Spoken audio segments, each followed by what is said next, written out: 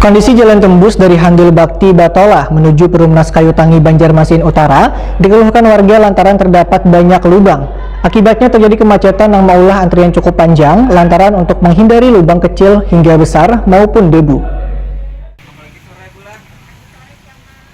Kondisi jalan tembus dari Handil Bakti Batola menuju Pemurus Kayu Tangi Banjarmasin Utara dikeluhkan warga lantaran terdapat banyak lubang. Akibatnya terjadi kemacetan yang maulah antrian yang cukup panjang. Tumpukan kendaraan bermotor terlihat pada titik jembatan alternatif penyeberangan di dua wilayah tersebut karena antri untuk menghindari lubang kecil hingga besar maupun debu. Saking parahnya jalan yang berlubang wan berdebu ini, maulah sebagian warga yang berjualan di pinggir jalan tersebut memilih tutup sementara. Warga di sekitar pun berinisiatif menutup sebagian lubang dengan pasir wan menanami pohon pisang jelang tengah hari Selasa 16 Maret 2021. Tujuannya agar pengendara yang melintas bisa berhati-hati supaya kada menimbulkan kecelakaan. Yani salah seorang warga Wetakoni Prima TV memadahkan akibat jalan rusak membuat warga merasa dirugikan lantaran sebagian warga yang membuka warung di pinggir jalan tersebut terpaksa tutup dikarenakan debu. Yani meminta pemerintah kota segeranya melakukan perbaikan di jalan alternatif tersebut agar bisa memberikan kenyamanan pada warga di sekitar.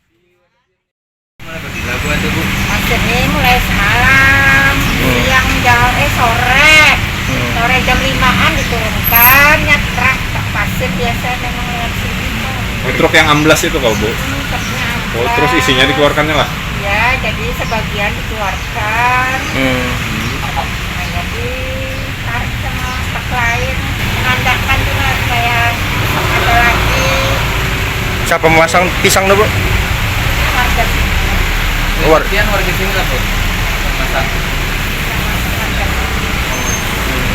Berarti sebelumnya memang banyak yang sering amblas ya Bu di depan mungkin? Kebanyakan memang truk pasir yang amblas. Yang amblas. Lalu berat.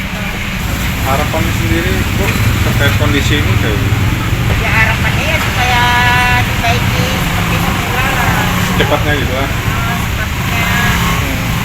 Soalnya kan terganggu